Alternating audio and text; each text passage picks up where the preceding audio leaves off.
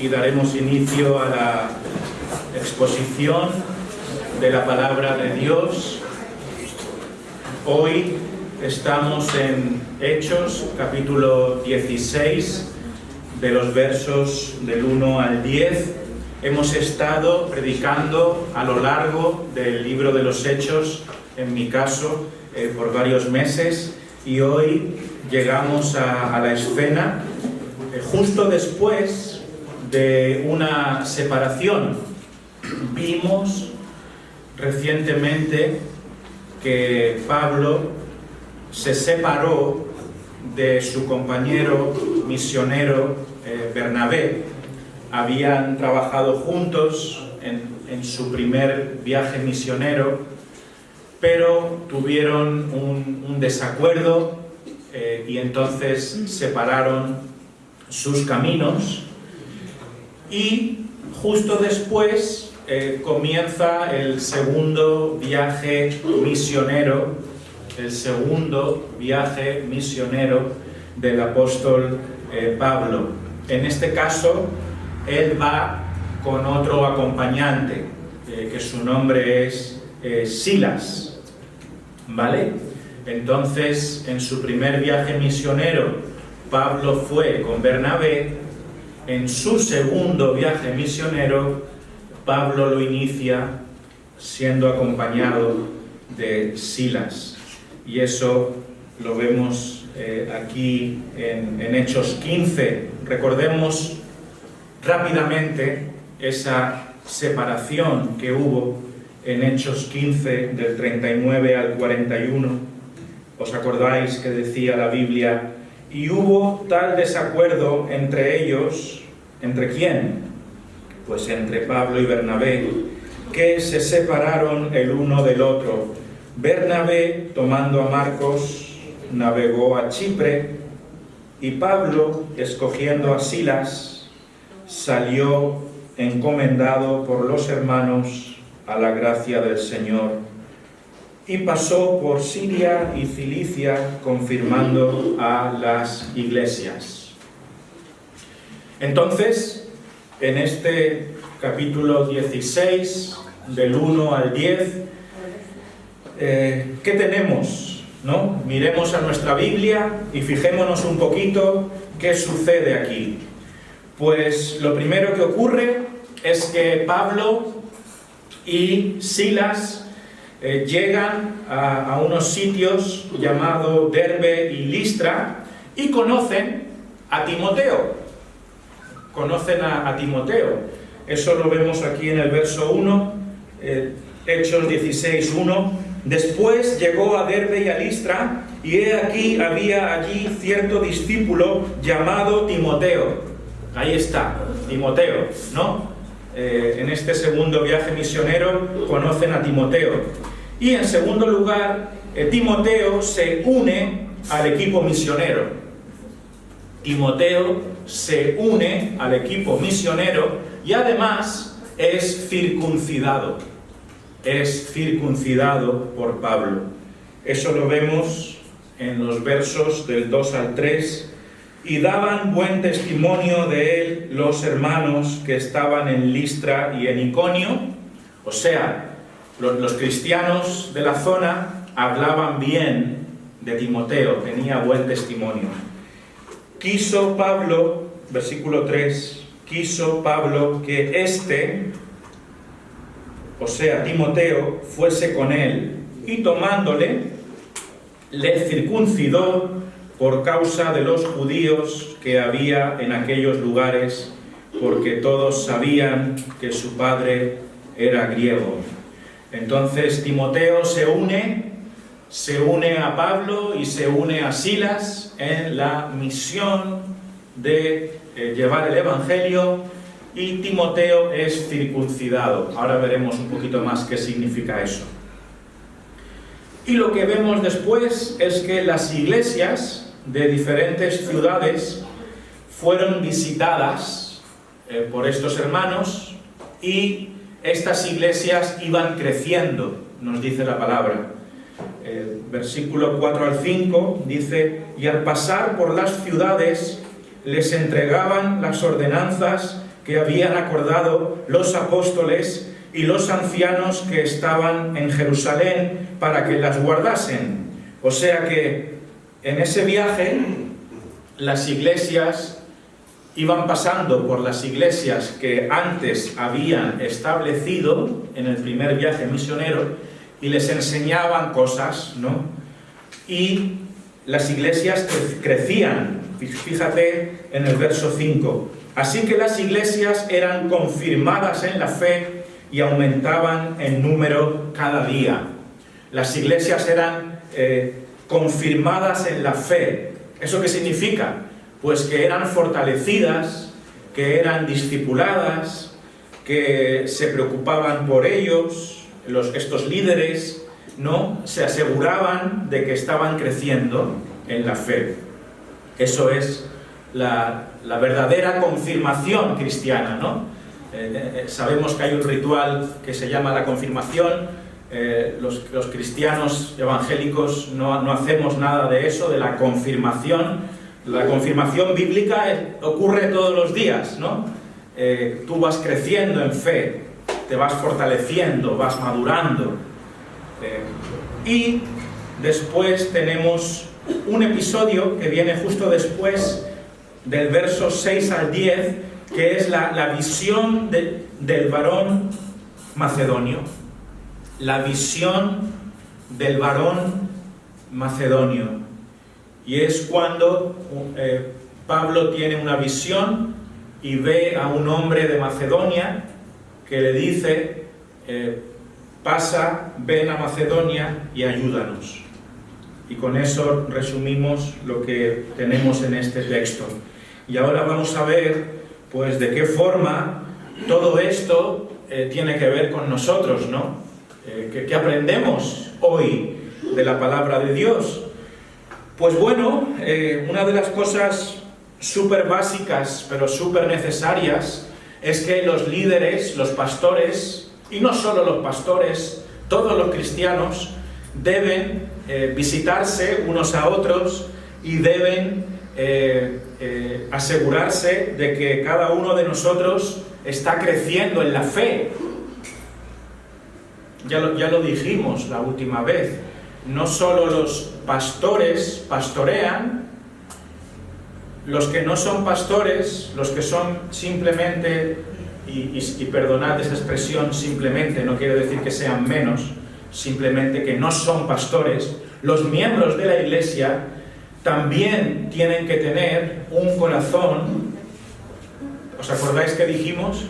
Un corazón pastoral. Un corazón pastoral. ¿Qué es un corazón pastoral? Un corazón que se preocupa por el hermano. Un corazón que está pendiente de tu hermana. ¿Cómo estará en la fe? No solo si le falta trabajo, también cómo está en la fe. ¿Está sólida en la fe? ¿Se está despistando? ¿Se está descarriando? ¿No? Eso es pastorear. Y aunque los pastores, los líderes, tienen esa labor fundamental, ese sentir y esa preocupación ha de estar presente en cada una de las personas que constituyen la iglesia. ¿Os acordáis la pregunta que hicimos? ¿Tienes tú un corazón pastoral?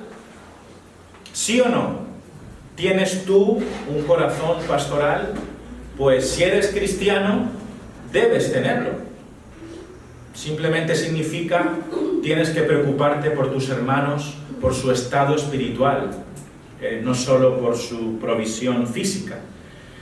Y algo más que yo quería decir de este texto fue algo que me llamó la atención, y es que las nuevas iglesias producen obreros. Las nuevas iglesias producen obreros. Esto es como un pez que se muerde la cola, ¿no? Si no hay obreros, no hay iglesias. Pero de esas iglesias nacen nuevos obreros. Es lo que pasó aquí. Porque, ¿qué vemos aquí? Que se encuentran con Timoteo, ¿verdad? tenemos a Pablo y a Silas que visitan una iglesia en Listra que fue establecida anteriormente, y cuando regresan, ¿no?, a Listra, esto está descrito en los versículos del 1 al 3, después llegó a Derbe y a Listra. Ahí se está refiriendo a Pablo. O sea, Pablo llegó a Listra, pero Pablo ya había estado en Listra en el primer viaje misionero. ¿Os acordáis? Los apóstoles en el primer viaje misionero fundaron iglesias, y una de ellas fue en Listra, y lo que estaban haciendo ahora era volver a visitar esas iglesias que habían abierto en el primer viaje, para ver cómo estaban. Y lo llamativo es que cuando llegan a Listra se encuentran con un discípulo llamado Timoteo, hijo de una mujer judía, creyente, pero de padre griego, y daban buen testimonio de él. O sea que este Timoteo era un buen elemento, ¿no? Era un chico joven que podría ser un buen instrumento en las manos de Dios. Era un misionero. Dios usó la plantación de esa iglesia en Listra para levantar a un hombre como Timoteo. Qué grata sorpresa, ¿no?, para Pablo, ¿os imagináis? Pablo está en su segundo viaje misionero. En el primer viaje misionero fue ¿con quién? Con Bernabé. Se separa de Bernabé, ¿no? En cierto modo, a lo mejor esa separación, aunque no fue una división de iglesia, pero de algún modo le habrá afectado un poquito, podríamos pensar, ¿no? Entonces Pablo agarra a otro compañero. ¿A quién? A Silas, ¿no? Y comienza este segundo viaje misionero. ¿Y qué se encuentra? ¿Qué se encuentra en su visita a esta iglesia que había fundado antes? Pues que Dios había provisto a otro misionero más. ¿Qué nos enseña esto? Que la plantación de iglesias nuevas produce obreros nuevos. La plantación de nuevas iglesias produce obreros nuevos. ¿Queremos más obreros? Plantemos más iglesias.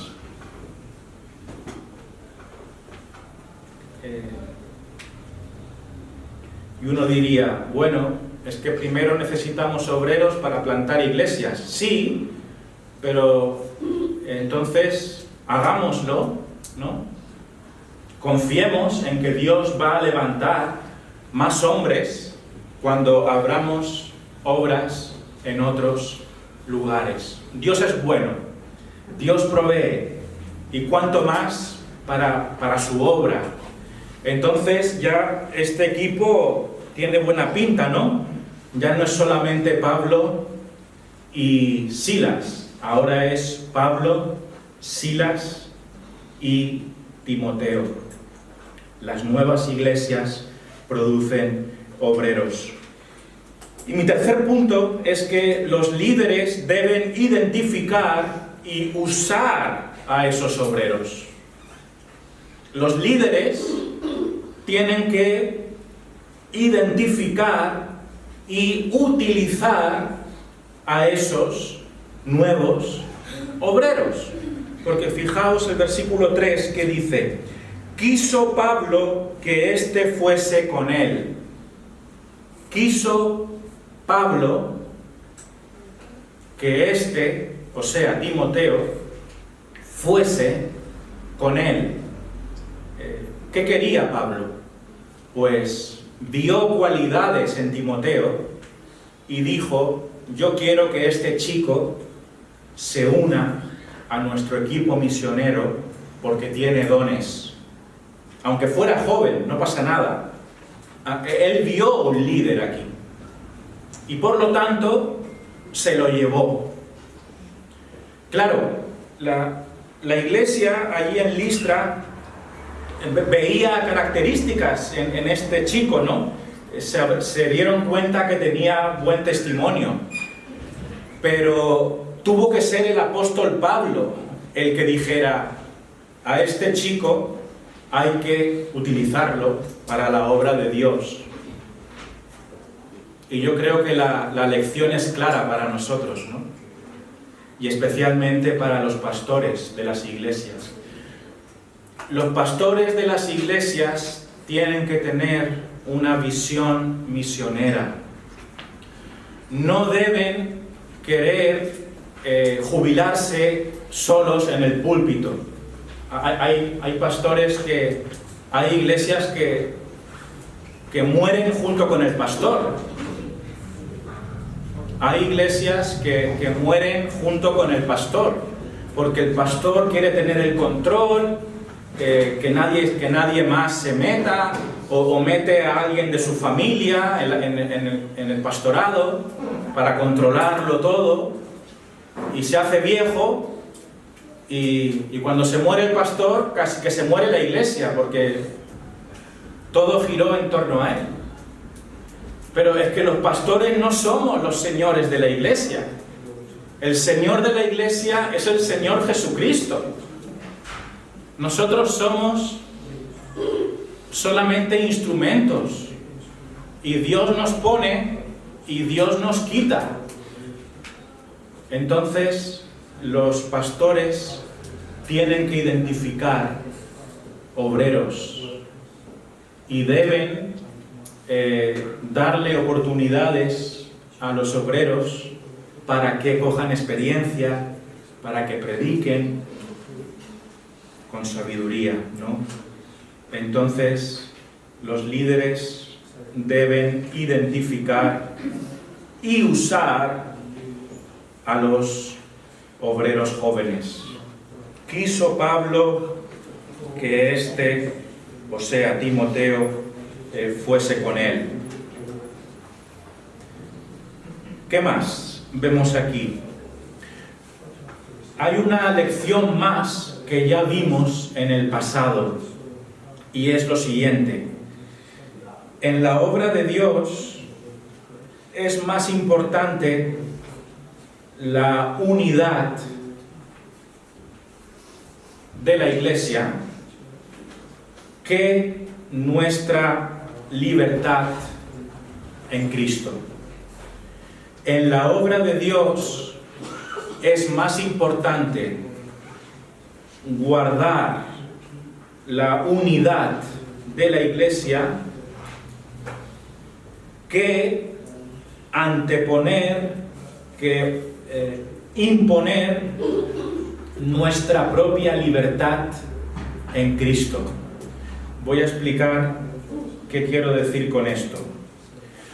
Aquí hay una cosa un poco rara, y es que Pablo circuncida a Timoteo. Pablo circuncida a Timoteo. O sea, Pablo decide que es necesario y es conveniente que Timoteo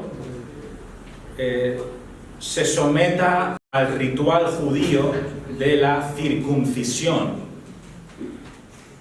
que tiene que ver con, no lo voy a describir porque da un poco de cosa, pero después podéis preguntar, y para ahorrar tiempo, podéis preguntar qué es la circuncisión, pero es un rito judío que se hace a los varones israelitas. Pero esto es muy raro. ¿Por qué? Porque en los textos previos, precisamente, el problema que hubo es que había gente que decía que para ser salvos debían circuncidarse. Y los apóstoles dijeron, no, para ser salvos, para ser perdonado por Dios, para ser aceptado por Dios, no hace falta rituales. Lo que hace falta es solamente una cosa: arrepentirte de tus pecados y confiar en el Señor Jesucristo como tu Salvador. Eso es lo que hace falta para que tú vayas al cielo. Entonces, los apóstoles habían dicho no a la circuncisión. No es necesaria para tener el perdón de Dios, porque el perdón de Dios solamente es por fe en Jesús y solamente es por gracia. Pero ahora viene Pablo y circuncida a Timoteo. ¿Por qué lo circuncida? Pues porque se sabía que la mamá de Timoteo era judía, pero el padre no era judío. Entonces Timoteo no había sido circuncidado de bebé, ¿vale? Y esto llama mucho la atención, ¿no? Que por una parte los apóstoles digan no hace falta circuncidar para ser salvos, pero un capítulo después Pablo coge y circuncida a Timoteo. ¿No os parece raro? Pero a ver, ¿en qué quedamos? ¿Hay que circuncidar o no? La respuesta es que, bíblicamente hablando, la circuncisión no era necesaria. Pablo podría no haber circuncidado a Timoteo y estaría bien a los ojos de Dios. Sin embargo, como vimos la otra vez, en determinadas situaciones, en algunas situaciones, hay que hacer cosas que, aunque la Biblia no lo exija ni lo dicte, se hacen por el bien de la unidad de la Iglesia y por la causa del Evangelio en esa situación concreta. ¿Qué estaba buscando Pablo cuando circuncidó a Timoteo? Bueno, aquí estamos hablando de un contexto donde había muchos judíos. Y para los judíos, ¿creéis que hubiera sido fácil entender con toda su tradición detrás, ¿no? Con todos los mandatos de Dios en cuanto a la circuncisión? Para ellos, en su conciencia, la circuncisión era necesaria. Y aunque se les explicara que no era necesaria para la salvación, aún así, culturalmente hablando, sería chocante, ¿no? Y entonces Pablo coge a Timoteo y lo va a utilizar como líder en una iglesia donde hay muchos judíos. ¿Y qué hizo Pablo? Pues con sabiduría pensó: si tenemos a un gentil liderando una iglesia judía, o al menos donde hay muchos judíos, que en su conciencia están convencidos de que deberían circuncidarse, lo más sabio es que lo circunciden. No pasa nada, no es pecado. ¿Estaba pecando Pablo haciendo eso? Seguramente no. ¿Era bíblicamente necesario circuncidarlo? No. Tanto Pablo como Timoteo podrían haber sido muy bíblicos y muy teológicos y decir, según la palabra de Dios, no es necesario circuncidarse. Así que no vamos a circuncidar a Timoteo porque tenemos libertad en Cristo. ¿Amén? Pues no amén. Porque aunque sí es amén, no era lo más sabio en ese momento. Hermano, hermana, aprende esto. Habrá momentos en los que tú tengas todo el derecho para defender tu postura y tu opinión.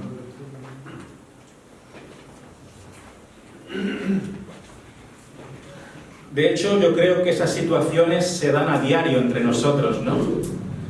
Tú vas a tener toda la razón bíblica, todo el respaldo de Dios para tomar tu postura y defenderla. Pero antes, analiza si es lo mejor para la unión de la Iglesia. Y si no es lo mejor, no lo hagas, aunque sea bíblico, aunque Dios te respalde, porque Dios nos enseña un principio. Es más importante la unidad, la fraternidad en la causa del Evangelio. Es más importante eso que tu postura personal. Lo hemos comprendido. Esto es súper importante y es súper común, ¿no? Porque todos tenemos nuestras opiniones y decimos, pero la Biblia dice esto, por lo tanto, todos tenéis que aceptarlo. Pues cuidado, porque hay asuntos que la Biblia sí, todos debemos aceptarlo, ¿no? Jesucristo es Dios, la salvación es por gracia, no vamos a permitir que nadie toque eso. Pero si hay algún tema secundario, puede ser que sea más sabio no insistir en tu postura en determinados momentos. Entonces, en la obra de Dios es más importante la unidad y la causa del Evangelio que nuestra propia libertad en Cristo. Solo pensad por un momento lo que Pablo pensaba acerca de esta estrategia. En 1 Corintios 9:20 dijo esto Pablo: me he hecho a los judíos como judío para ganar a los judíos, a los que están sujetos a la ley, aunque yo no esté sujeto a la ley, como sujeto a la ley, para ganar a los que están sujetos a la ley. ¿Cuál es el principio aquí? Me he hecho a los judíos como judío. Si es para bien de la obra, pues lo hago, ¿no? Es inteligente, ¿no? Mientras no comprometas la esencia bíblica, hemos de ser sabios. Voy a ir acabando con unas cosas más acerca de este texto. Lo siguiente es esto. Debemos anhelar ver crecimiento espiritual en la Iglesia, pero también deberíamos anhelar ver crecimiento numérico. También deberíamos anhelar ver crecimiento numérico. Aquí vemos las dos cosas. Crecimiento espiritual, o sea que cada creyente madure como cristiano, que deje de ser un bebé, que deje las tonterías, que deje de beber leche, ¿no? Más bien coma carne espiritual, que seamos cristianos maduros, que crezcamos más a la imagen de Jesucristo. Eso es crecer espiritualmente, ¿no? Ese ha de ser tu objetivo como creyente. Tú tienes que ponerte como objetivo ser más sabio en la Escritura. Dejar esas cosas que son superficiales. Eso es crecer. Y aquí lo que vemos es este tipo de crecimiento, ¿no? Porque ¿para qué Pablo regresó a estas iglesias? Porque él volvió a visitarlas, ¿no? ¿Para qué? Para ver si estaban creciendo, para ver si estaban madurando. Eso es importante, el crecimiento espiritual. ¿Estás tú en ese camino? ¿Estás progresando en ese camino? Semana tras semana vas aprendiendo cositas que van cambiándote. Semana tras semana, a través de la palabra de Dios, vas dándote cuenta y dices, mira, he aprendido esto y yo estaba equivocada. Y poquito a poco vamos creciendo, ¿no? Y Dios nos habla a la conciencia y nos enseña y nos hace ver en lo que estábamos mal, nos corrige nuestros malentendidos, ¿no? A lo mejor tú venías de una iglesia y creías una cosa y de verdad que no lo digo con ningún tipo de orgullo ni nada, pero a lo mejor estando aquí te diste cuenta que había algo que entendías de una forma y en realidad te has convencido ahora que es distinto. Todo eso es crecer espiritualmente y todos deberíamos estar en ese camino. Pero no solamente el crecimiento espiritual es importante, el crecimiento en número también. Porque el reino de Dios ha de crecer, ¿no? La Biblia nos habla del reino de Dios como esa semillita, ¿no? Que se hace una planta y después se hace un árbol, con lo cual el crecimiento numérico es importante. Y aquí lo vemos, fijaos, versículo 5, en capítulo 16. Así que las iglesias eran confirmadas en la fe y aumentaban en número cada día. Y aumentaban en número cada día. ¿Dónde está el crecimiento personal espiritual? En esta frase. Así que las iglesias eran confirmadas en la fe. Confirmadas en la fe. O sea, los apóstoles verificaban que los cristianos estaban creciendo, estaban madurando, estaban mejorando su entendimiento de la Biblia, estaban leyendo.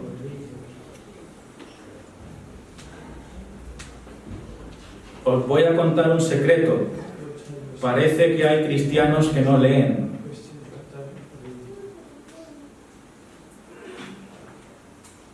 Y aprovecho para que todos nos esforcemos para leer la Biblia. Y yo he de confesar que yo necesito mejorar en esto también. Leer la Biblia, leer libros cristianos. Los cristianos, por definición, han de ser buenos lectores. No me quiero extender mucho en esto, hermanos, pero hay creyentes que no leen. ¿Cómo es posible? Esto es algo increíble.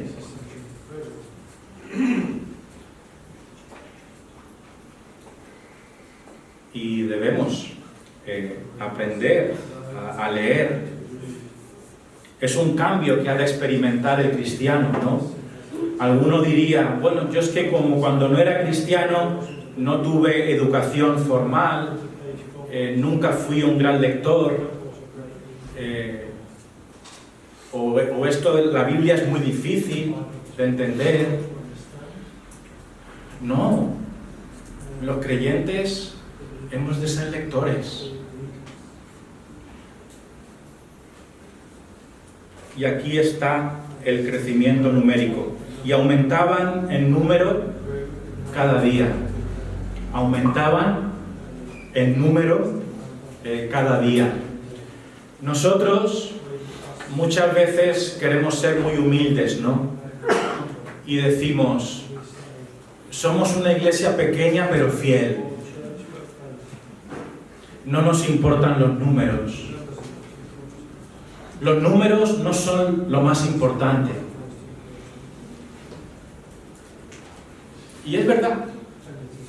¿Por qué decimos eso? Porque muchas veces hay iglesias que se llenan de números, pero menos de la mitad son cristianos. Eso es un crecimiento falso, superficial. Porque son iglesias, y no pienso en nada en particular, que nadie se ofenda, pero hay iglesias que se llenan de no creyentes, que ni siquiera están convertidos. Entonces, nosotros no debemos anhelar números simplemente por tener más gente, pero sí debemos querer iglesias que crezcan con creyentes y con gente convertida, ¿no? Entonces, busquemos crecer en número también, que el Señor nos permita hacer eso. Debemos anhelar ver crecimiento espiritual, pero también numérico. No es pecado anhelar tener más iglesias con más gente. Estamos en una isla con 800.000 personas. Si los cristianos, si hay, no sé, unos pocos miles de cristianos, si los hay, ¿qué impacto vamos a tener? Poquito. Necesitamos más iglesias, más creyentes. Hemos de ser sensibles, y este es mi penúltimo punto, hemos de ser sensibles a la guía del Espíritu Santo en la extensión del Evangelio.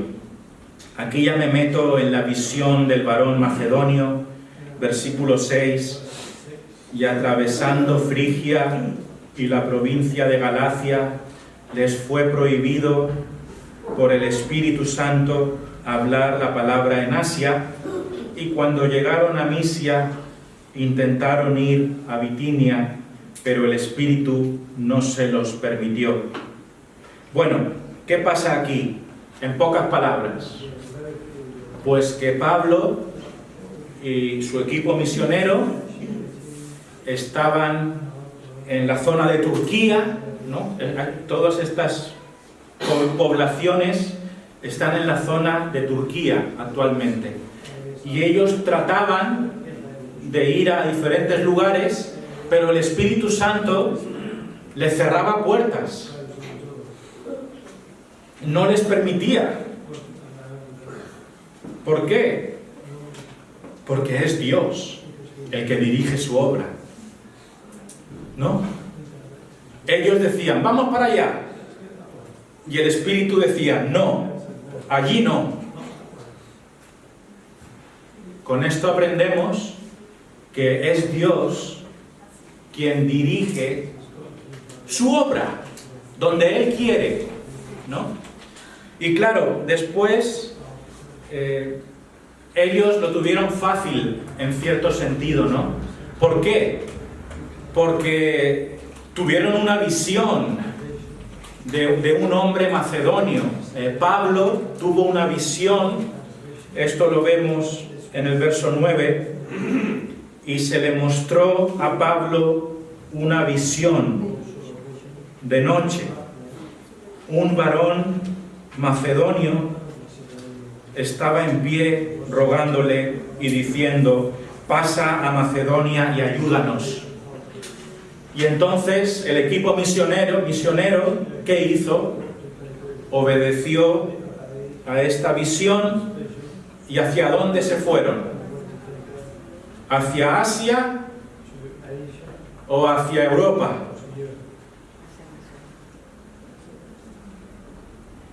¿Qué decís? Yo quería poner un mapa, pero después dije, no, esto nos vamos a liar. Pero digamos que esto es el mapa mundi, ¿no? Y ellos estaban en Turquía. Aquí se describen varios sitios. Se habla de Misia, de Bitinia. Todo eso está en Turquía. Entonces, si aquí está Turquía, pues Macedonia, ¿por dónde está? Para allá, ¿no? Para Europa. Entonces, ellos estaban dando vueltas por ahí. Asia está para allá. Y entonces Dios les dio una visión para que se fueran a Macedonia. Esto para ellos fue fácil, ¿no? Pero para nosotros no es tan fácil. ¿Qué aprendemos? Tenemos que ser sensibles a la voz de Dios, a la orientación de Dios. Y hermanos, yo solamente quiero decir lo siguiente. Primero, Dios sabe qué es lo mejor para su obra. Y aquí había una estrategia divina, ¿no? Porque esto supuso la penetración del Evangelio, ¿dónde? En Europa. En Europa. Dios llevó el Evangelio a Europa a través de una visión. Dios tenía grandes planes para el mundo. Y les dirigió hacia Macedonia, y de ahí, pues, Bulgaria, y tirarían para Europa, ¿no?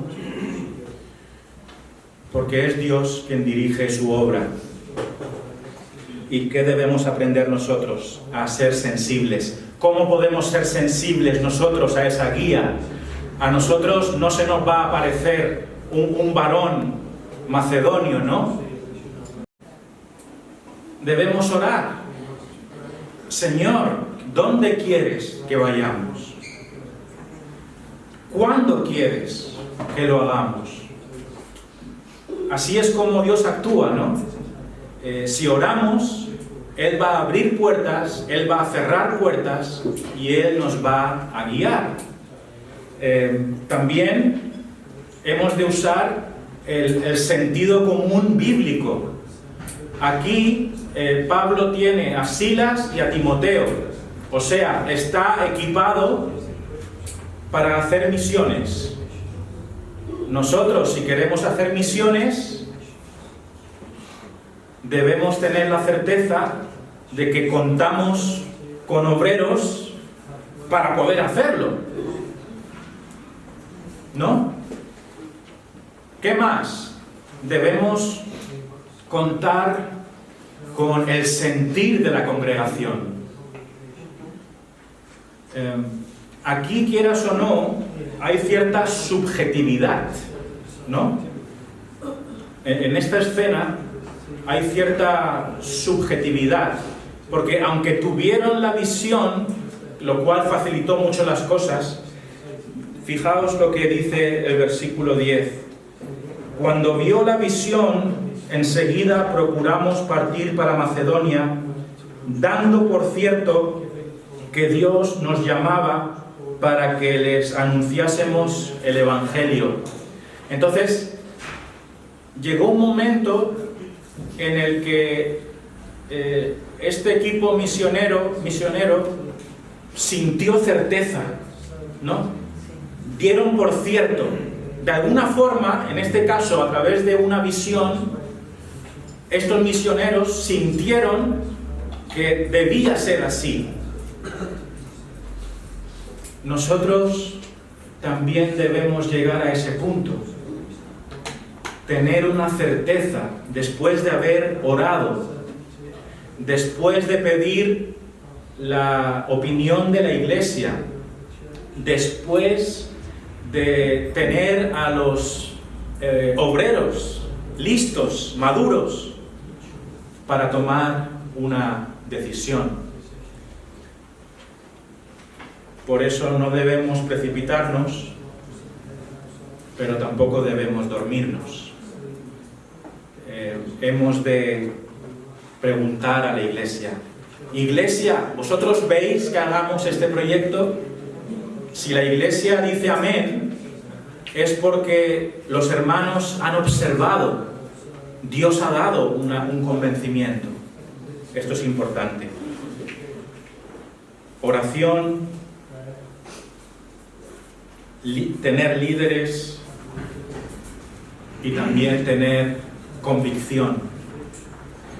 Termino, último punto, 3 elementos esenciales para la expansión del Evangelio. Hoy hemos visto 3 elementos esenciales para la expansión del Evangelio. Y está aquí en el versículo 10, el último versículo de nuestro texto. Cuando vio la visión, enseguida procuramos partir para Macedonia, dando por cierto que Dios nos llamaba para que les anunciásemos el Evangelio. ¿Cuáles son los 3 elementos? Primero, obediencia. Obediencia. Dice aquí: cuando vio la visión, enseguida procuramos partir para Macedonia. ¿Veis? Obediencia. Dios nos lo ha mostrado y por lo tanto actuamos. Vamos, lo hacemos, damos el paso, obedecemos a la misión. No es que tuvieran la visión y dijeran: bueno, ¿de verdad habrá dicho eso? ¿No es mejor esperar? Bueno, no, aquí enseguida procuramos partir para Macedonia. Hay que actuar, hay que moverse, hay que obedecer. Segundo, lo que ya hemos dicho, el sentimiento de certeza, dando por cierto que Dios nos llamaba. Dando por cierto que Dios nos llamaba. Necesitamos certeza. ¿Cómo da Dios esa certeza? Pues como lo he dicho, a través de la oración, a través de la consulta a la Iglesia, a través de ver los recursos que tenemos, certeza. Y acabo con una cosa muy evidente, pero que no siempre lo es, y es fidelidad al Evangelio. Fidelidad al Evangelio. Un elemento esencial para la expansión del Evangelio es fidelidad al Evangelio. No vamos a predicar ninguna otra cosa que no sea a Cristo y a este crucificado. Amén.